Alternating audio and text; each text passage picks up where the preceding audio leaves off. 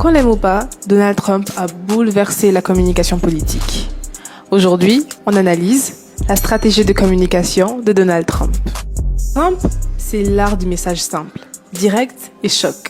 Il parle avec un langage assez accessible, familier et parfois même provocateur. Résultat, il capte l'attention en permanence. Sa grande arme, Twitter.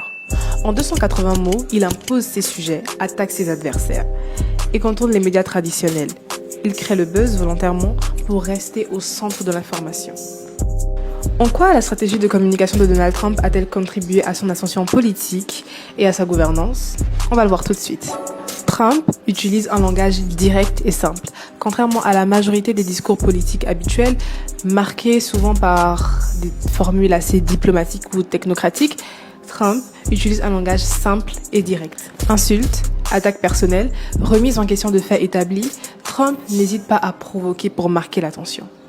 Chaque sortie controversée devient un événement médiatique, ce qui lui assure une présence constante dans l'espace public. Il est également essentiel de rappeler que Trump a pour habitude de contourner les médias traditionnels. Par exemple, il a utilisé Twitter pour s'adresser directement à ses électeurs, sans passer par les filtres de la presse. Et cela lui a permis de contrôler son image, de réagir instantanément à l'actualité, de fixer l'agenda médiatique. En multipliant les publications personnelles et provocantes, Trump cultive cette image de président différent, proche du peuple, qui ose dire tout haut ce que tout le monde pense tout bas. Premièrement, une efficacité électorale certaine. Cette stratégie lui a permis de remporter les élections en 2016 et de se positionner comme un outsider capable de briser les codes et de s'imposer comme une alternative aux politiciens classiques. Deuxièmement, une banalisation du mensonge et de la désinformation. La multiplication de contre-vérités, d'attaques infondées et de faits alternatifs a participé à un brouillage du débat public et à une perte de confiance dans les institutions.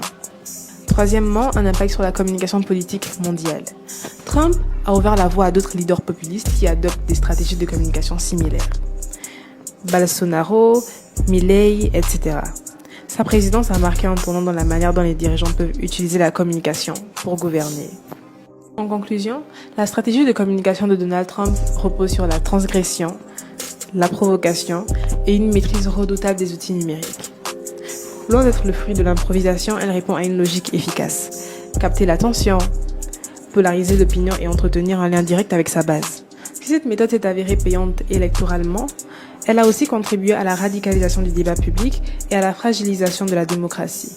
Mais la question demeure. Cette communication annonce-t-elle l'avenir de la communication politique ou en est-elle plutôt une dérive passagère? Je vous laisse répondre en commentaire. Bisous!